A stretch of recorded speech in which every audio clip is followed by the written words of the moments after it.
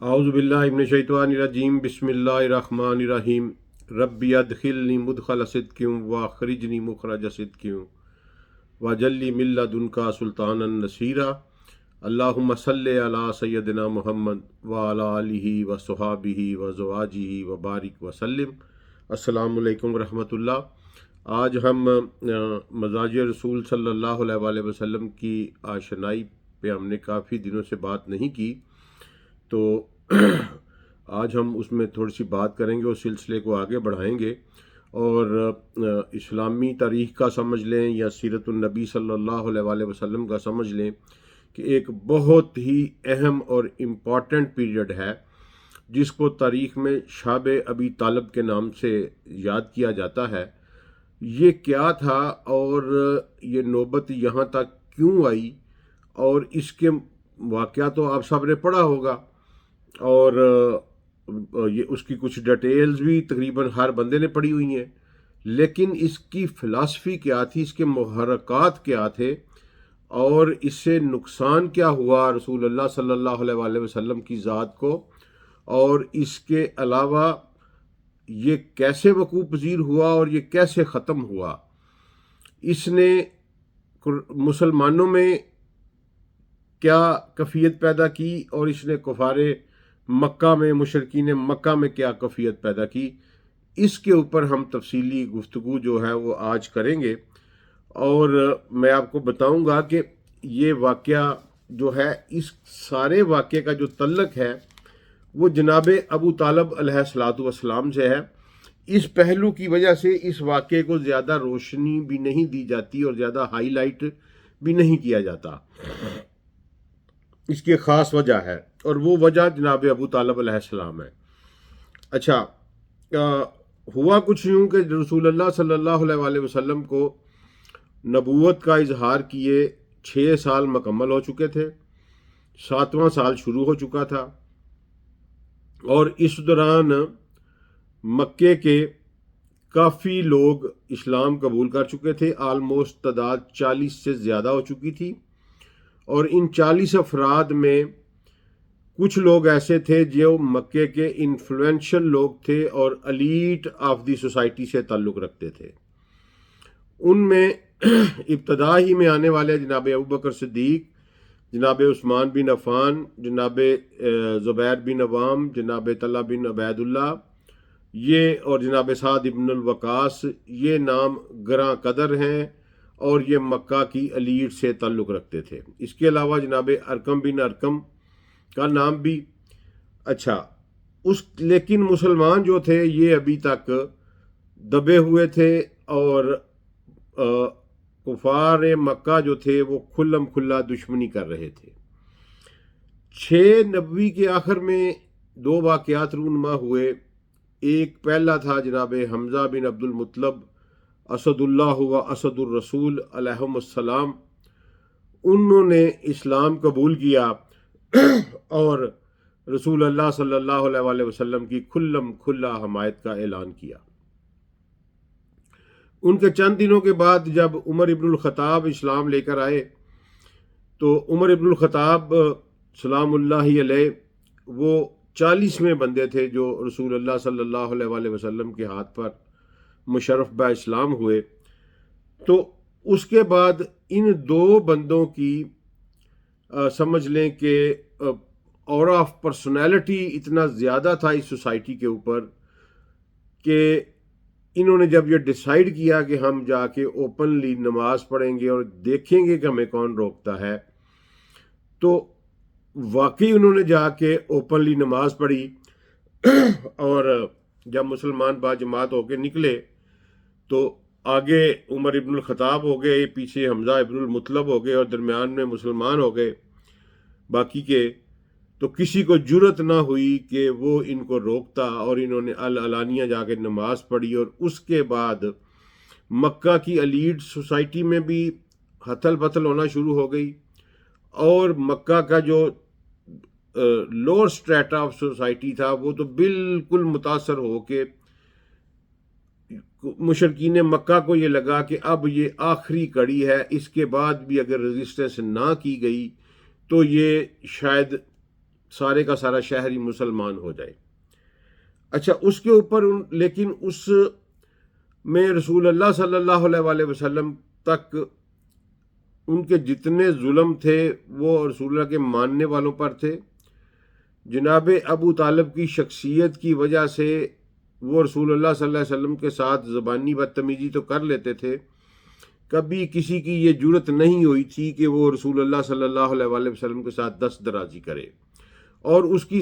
سب سے بڑی وجہ نہیں، ایک ہی وجہ ہے، اور وہ جناب ابو طالب کی شخصیت ہے۔ اچھا، اب انہوں نے یہ سوچا کہ بجائے اس کے کہ ہم دشمنی میں، بنو ہاشم کی دشمنی میں لپٹے جائیں، ہم ابو طالب سے مذاکرات کرتے ہیں۔ تو قریش نے 3 دفعہ وفد بنا کر جناب ابو طالب علیہ السلام کی خدمت میں بھیجا ان دنوں میں، اسی سال میں، اور ان 3 وفود کے ممبرز آلموسٹ سیم تھے، کوئی 1-2 بندہ ادھر ادھر ہو جاتا ہے، لیکن تینوں دفعہ معاملات مختلف اور مذاکرات مختلف ہوئے۔ یہ 3 وفود کی جو ناکامی تھی، بیسیکلی یہ بنیاد بنی شعب ابی طالب میں جانے کی اور رسول اللہ صلی اللہ علیہ وآلہ وسلم کے سوشل بائیکاٹ کی۔ اور ان تینوں وفود جو تھے یہ رسول اللہ صلی اللہ علیہ وسلم کے پاس نہیں آئے، یہ جناب ابو طالب کے پاس آئے۔ پہلا وفد آیا، اس کا مطالبہ یہ تھا کہ اے ابو طالب، اپنے بھتیجے کو کہو کہ وہ ہمارے خداؤں کو، ہمارے الہوں کو برا بلا نہ کہے، ہم اس کے الہ کو برا بلا نہیں کہیں گے، وہ اپنے گھر راضی، ہم اپنے گھر راضی۔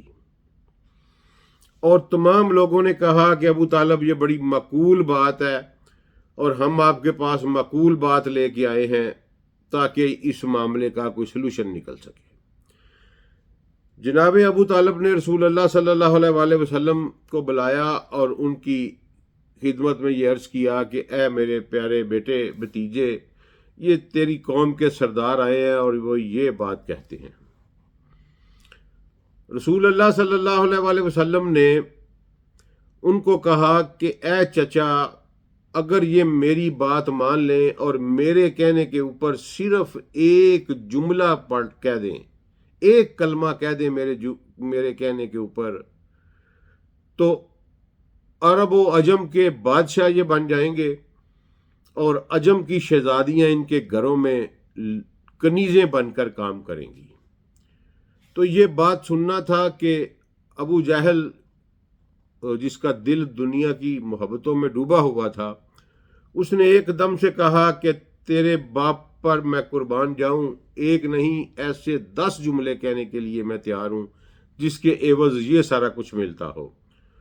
تو پھر رسول اللہ نے کہا کہ قولوا لا الہ الا اللہ۔ اس پر وہ پھر بھڑک اٹھا اور یہ وفد جو ہے یہ برا بلا کہتا ہوا وہاں سے چلا گیا، تلخ کلامی ہو گئی اور وہ چلا گیا۔ تو ان کے جانے کے بعد جناب رسول اللہ صلی اللہ علیہ وآلہ وسلم نے اپنے محترم چچا سے کہا کہ چچا، کیا میں نے ان کے ساتھ کوئی زیادتی کی؟ تو جناب ابو طالب نے کہا کہ نہیں میرے بھتیجے، تم نے ان کے ساتھ انصاف کی بات کی، تم اپنے کام میں لگے رہو۔ یہ پہلا وفد ناکام ہو گیا۔ اس کے بعد یہ پھر باہم صلاح مشورہ ہوئے اور انہوں نے دوسرا وفد تشکیل دیا۔ اس وفد نے آ کے تو یہ مطالبہ، وہ وفد بھی پھر ابو طالب کے پاس ہی۔ آپ یہاں سے اندازہ لگا لیں کہ یہ سارے مذاکرات ابو طالب کے ساتھ ہو رہے۔ اس کا مطلب ہے کہ واحد شیلڈ، شمع رسالت کے آگے جو واحد شیلڈ، وہ جو سیسا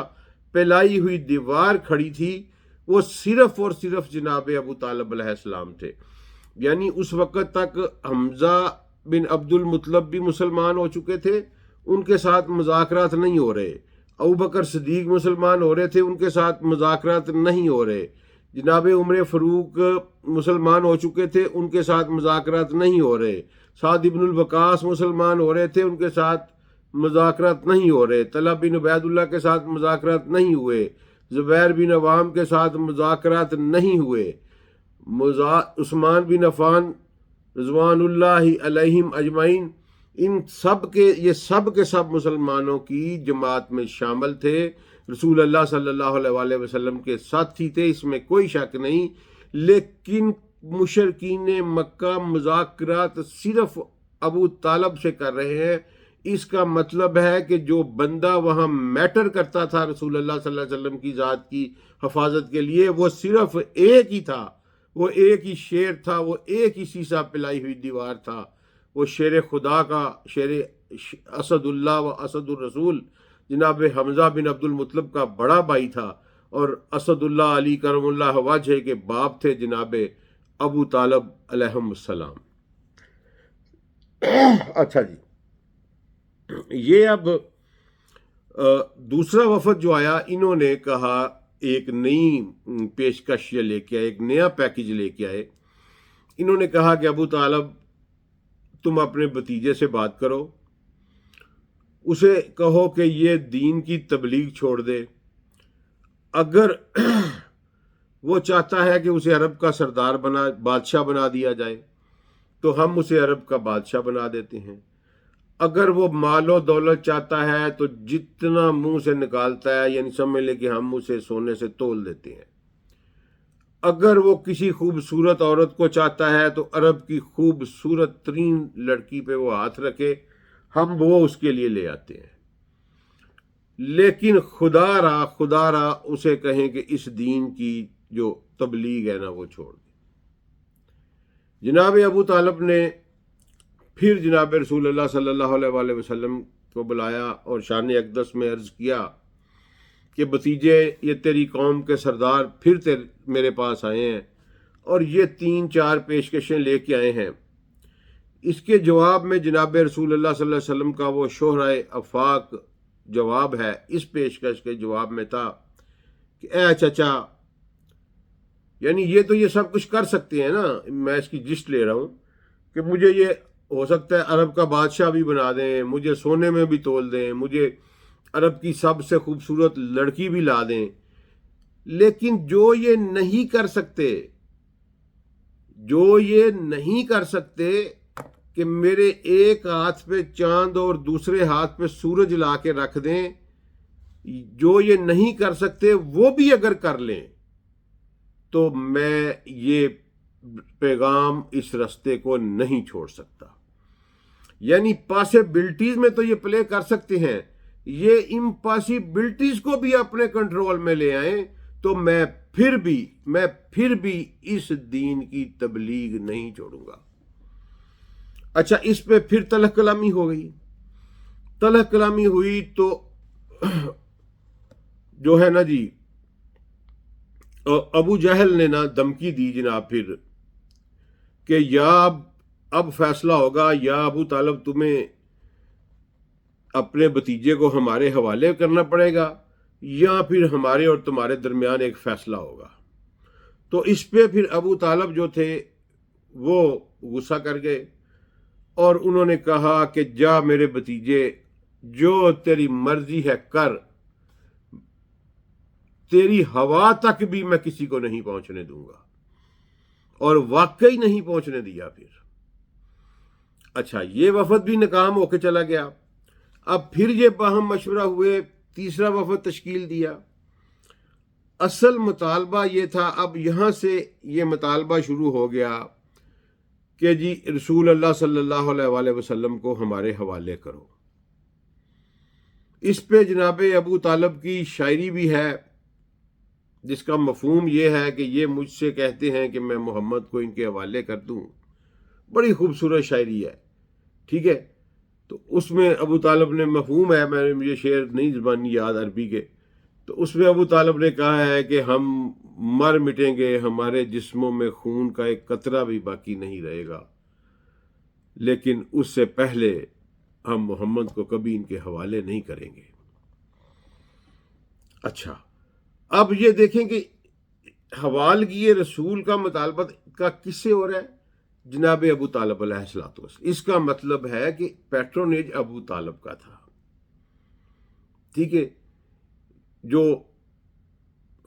شمع رسالت کے اوپر جو پروٹیکشن کا ایک خیمہ تھا اس کا نام ابو طالب تھا۔ تو ابو طالب علیہ الصلوۃ والسلام کے پاس پھر یہ تیسرا وفد آتا ہے اور وہ کہتا ہے کہ ٹھیک ہے، اگر تم اس طرح محمد رسول اللہ صلی اللہ علیہ وآلہ وسلم کو ہمارے حوالے کرنے پر تیار نہیں ہو تو ان کی کمپنسیشن لے لو۔ اور کمپنسیشن وہ یہ لے کے آئے کہ انہوں نے کہا کہ یہ عمارہ بن ولید بن مغیرہ ہے، یہ جناب خالد بن ولید کا سب سے چھوٹا بھائی تھا، کہ یہ مکے کا سب سے خوبصورت لڑکا ہے، عمارہ بن ولید بن مغیرہ، آپ اس کو اپنا بیٹا بنا لیں، اس کو، اور یہ آپ کے کام آئے گا، اور اس کے عوض محمد صلی اللہ علیہ وآلہ وسلم کو آپ ہمارے حوالے کر دیں۔ تو اس پہ جناب ابو طالب کا شہرہ آفاق اور دلوں کو گرما دینے والا جواب ہے، فرمایا تمہاری مائیں تمہیں روئیں، یعنی پنجابی میں اس کا مطلب ہے اور مر جانو، تمہاری مائیں تمہیں روئیں، تم نے مجھے پاگل سمجھا ہوا ہے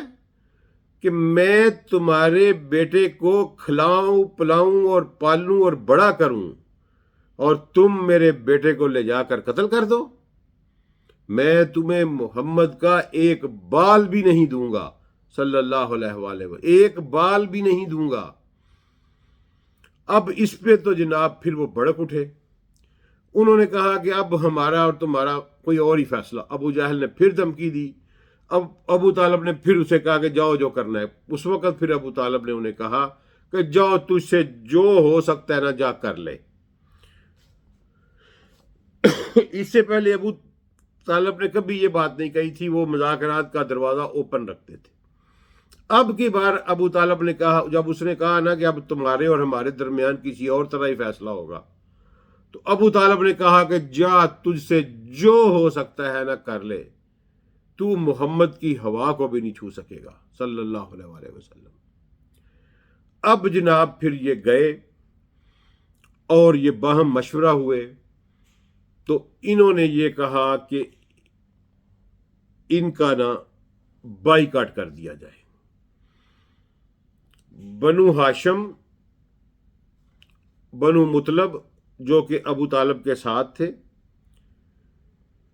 اور وہ لوگ جو رسول اللہ پر ایمان لائے ہیں وہ تو بعد میں ویسے ہی ساتھ چلے گئے۔ اصل جو بائیکاٹ تھا وہ یہ تھا کہ بنو ہاشم سے نہ کوئی تجارت کی جائے گی، نہ ان سے کوئی چیز خریدی جائے گی، نہ ان کو کوئی چیز بیچی جائے گی، نہ ان سے کوئی رشتہ لیا جائے گا، نہ ان سے کوئی رشتہ دیا جائے گا، ان کو دیا جائے گا، اور نہ ہی ان کے ساتھ کوئی بات چیت کی جائے گی، اور نہ ہی کوئی کسی بندے کو یہ اجازت دی جائے گی کہ وہ ان کی کوئی مدد کر سکے۔ اب یہ بیٹھ کے تو انہوں نے یہ اس معاہدے کو تحریری شکل دی، اور منصور بن اکرمہ ایک بندہ تھا، اس نے اس معاہدے کو لکھا، اور پھر اس معاہدے کے لکھنے کے تھوڑی دیر بعد ہی، چند دنوں کے بعد، اس کے دونوں ہاتھ جو تھے وہ سوکھ گئے تھے اور نکارہ ہو گئے تھے۔ یہ بھی تاریخی فیکٹ ہے۔ خیر، اس نے یہ معاہدہ لکھا انہوں نے، اور وہ لکھوا کے انہوں نے کعبے کے دروازے کے آگے کی سینٹر میں اس کو لٹکا دیا، اور گرد و نواح کے قبائل میں یہ اعلان کر دیا۔ اب سوشل بائیکاٹ بہت مشکل، بڑا ہی سمجھ لے تکلیف دہ کام ہوتا ہے۔ تو جناب ابو طالب کی شہر سے باہر ایک پہاڑی تھی، پہاڑی کے ساتھ ایک وادی تھی چھوٹی سی، جس کو گھاٹی بھی کہتے تھے، شب ابی طالب جس کا نام تھا۔ جناب ابو طالب نے بنو مطلب کو اور بنو ہاشم کو لیا اپنے ساتھ، اور وہ وہاں چلے گئے، اور ان کے پیچھے پیچھے پھر جو مسلمان بیچارے تھے وہ بھی آ گئے، اور یہ کوئی چھوٹا عرصہ نہیں گزرا، یہ 3 سال پورے گزرے۔ پورے 3 سال انہوں نے نہ رسول اللہ صلی اللہ علیہ وآلہ وسلم اور ان کے خاندان اور ماننے والوں کو کوئی چیز بیچی، نہ ان سے کوئی چیز خریدی، نہ کوئی رشتہ دیا، نہ لیا، اور نہ ہی کوئی مدد، کوئی خوراک، کوئی کپڑا، کوئی جوتی، کچھ بھی پہنچنے دی ان کو۔ اب یہ بزرگ آتے تھے، ابو طالب کعبہ میں تشریف لاتے تھے تو کوئی ان سے نہیں بولتا تھا، یہ اکیلے بیٹھے رہتے تھے اور بیٹھ کے تو چلے جاتے تھے۔ لیکن ابو طالب نے پھر وہاں یہ پریکٹس، ان کو پتہ چل گیا کہ اب یہ محمد مصطفیٰ صلی اللہ علیہ وآلہ وسلم کے خون کے دشمن ہیں، تو شب ابی طالب میں پھر جناب ابو طالب نے، جس کو کہتے ہیں نا پنجابی میں کہ عمرہ ننگیاں پباں پار، وہ پباں پار راتیں گزاری ہیں کہ محمد صلی اللہ علیہ وآلہ وسلم کو، رسول اللہ صلی اللہ علیہ وآلہ وسلم کو وہ ایک بستر پہ سلاتے، ٹھیک ہے جی، رات کا تھوڑا سا پہر گزرتا، اس بستر سے اٹھاتے، اس پہ اپنا کوئی بیٹا سلاتے اور ان کا رسول اللہ کا بستر بدل دیتے۔ 3 دفعہ ایک رات میں رسول اللہ صلی اللہ علیہ وآلہ وسلم کا بستر بدلتے، اور نہ صرف بستر بدلتے بلکہ اس بستر کے اوپر اپنا بیٹا سلاتے کہ اگر کوئی بندہ جسوسی کر رہا ہو وہ ایئر مار کر لے کہ یہ چارپائی، یہ بیڈ جو ہے یہ محمد صلی اللہ علیہ وسلم کا ہے، اور وہ اس کو مارنے کے لیے آئے، ان کو شہید کرنے کے لیے آئے، تو ان کی جگہ پہ میرا بیٹا شہید ہو جائے، قتل ہو جائے، محمد صلی اللہ علیہ وسلم کو کچھ نہیں ہونا چاہیے۔ یہ اتنی بڑی شیلڈ تھی جناب ابو طالب۔ یہ سارے کا سارا سوشل بائیکاٹ شب ابی طالب کا جو واقعہ ہے، یہ صرف اور صرف اس وجہ سے ہوا کہ جناب ابو طالب علیہ السلام نے سیدی محمد مصطفیٰ صلی اللہ علیہ وآلہ وسلم کو مشرکین مکہ کے حوالے کرنے سے انکار کر دیا، اور پھر یہ جو گھرانہ جو سخی تھا، جس کا کھانا کھلانا پورے عرب میں مشہور تھا، ان کے اوپر پھر نوبت یہ پہنچی کہ ان کے بچوں کی رونے کی آوازیں رات کو دور دور تک سنائی دیتی تھیں بھوک سے، اور یہ نفوس جو اس کائنات کے سب سے گراں قدر نفوس تھے، اللہ نے یہ وقت ان پہ لایا کہ انہوں نے درختوں کی چھال ابال کے کھائی، چمڑا ابال کے چوسا، اور گھاس اور پتے تک کھائے۔ 3 سال کا عرصہ کوئی تھوڑا نہیں ہوتا۔ اچھا، اب پھر اس دوران میں ایک واقعہ ہوا، ایک شخص تھے حکیم بن حزام بن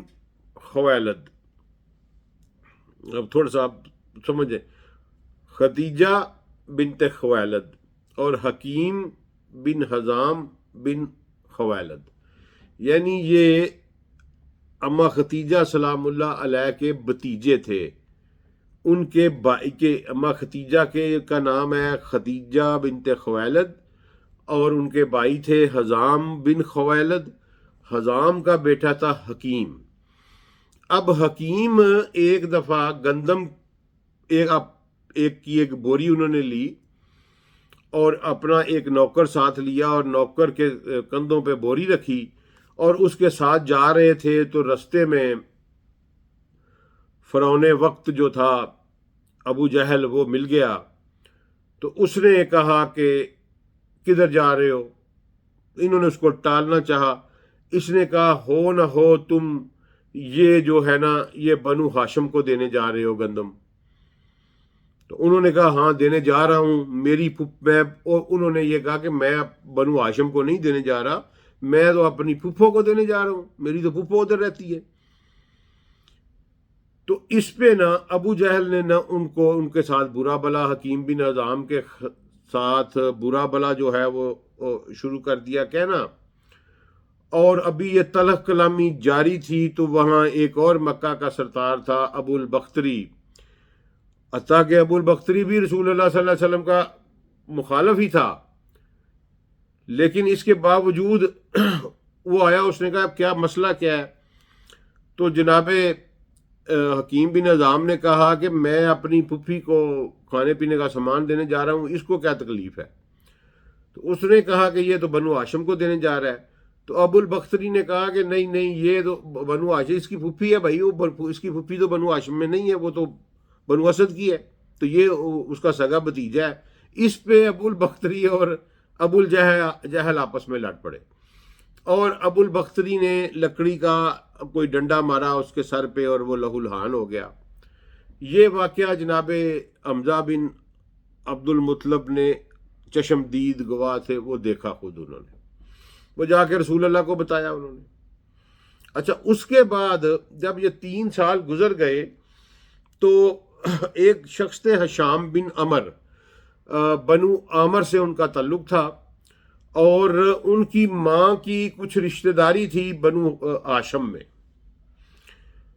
تو انہوں نے ایک دن اسی طرح جناب رسول اللہ صلی اللہ علیہ وسلم کی ایک پھپھو تھی عاتقہ بنت عبد المطلب، یہ جناب ابو طالب کی اور جناب عبداللہ کی سگی بہن تھیں، عاتقہ بنت عبد المطلب۔ ان کی شادی جو تھی یہ بنو مخزوم یعنی کہ ابو جہل والے قبیلے میں ہوئی تھی، اور ان کے جو تھے نا جی، ان کا جو بیٹا تھا وہ زہیر بن ابی امیہ تھا، یعنی یہ رسول اللہ صلی اللہ علیہ وسلم کا پھپھو زاد بیٹا تھا۔ اب یہ تحریک اصل میں جو شروع کی ہے وہ حشام بن عمر نے شروع کی ہے۔ حشام بن عمر کے بارے میں پھر فردر ہمیں اتنی ڈیٹیل نہیں ملتی، لیکن یہ ان کا بہت بڑا کارنامہ ہے۔ یہ گئے ان کے پاس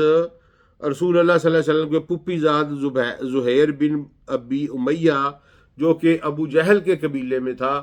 اس کے پاس گئے اور کہا کہ تمہیں شرم نہیں آتی، تم کھانا کھاؤ، شرابیں پیو، تو تمہارا جو مامے ہے، ننہال ہے تمہارا، وہ فاقوں سے مرنے والا ہے، تو کچھ شرم کرو۔ یہ شرم دلائی تو زہیر نے کہا کہ یار میں اکیلا کیا کر سکتا ہوں، کوئی اور بندہ بھی تو میرے ساتھ ہو۔ اس نے کہا جی کہ میں ایک اور بندہ اور ہے۔ زہیر نے کہا کون؟ او حشام بن عمر نے کہا میں۔ تو زہیر نے کہا ایک اور بندہ جوڑو۔ اسی طرح حشام بن عمر پھر جو ہے نا جی وہ مطعم بن عدی بن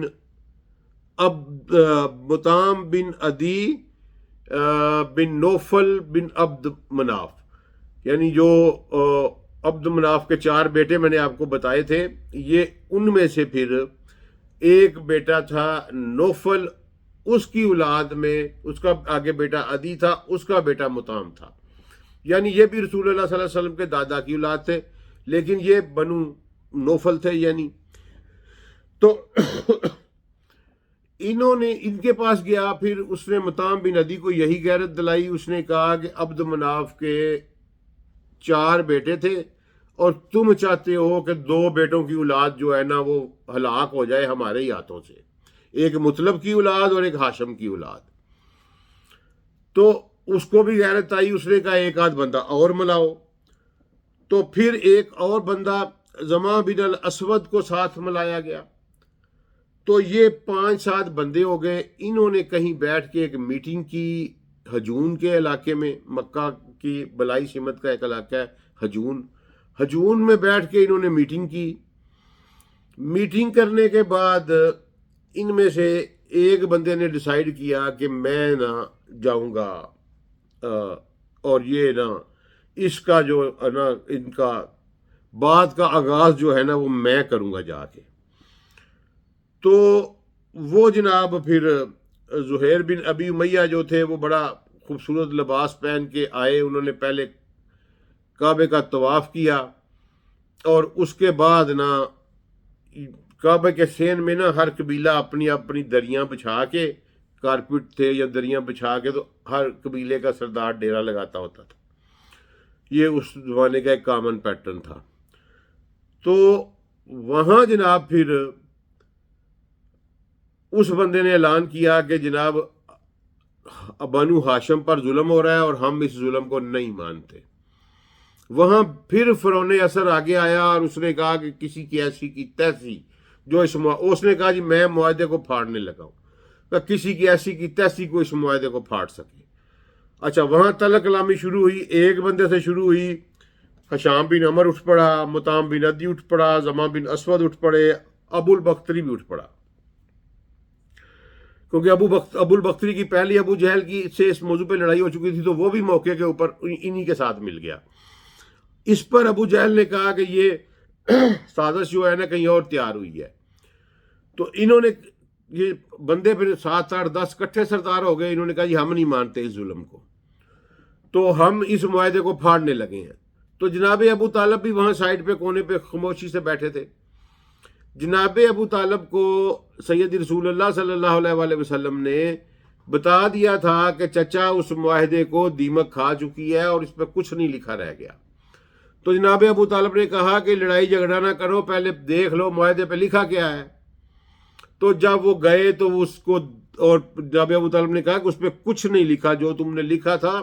اس کو اللہ نے مٹا دیا ہے. اب یہ بات سننی تھی، سارے کے سارے جناب اس طرف دوڑے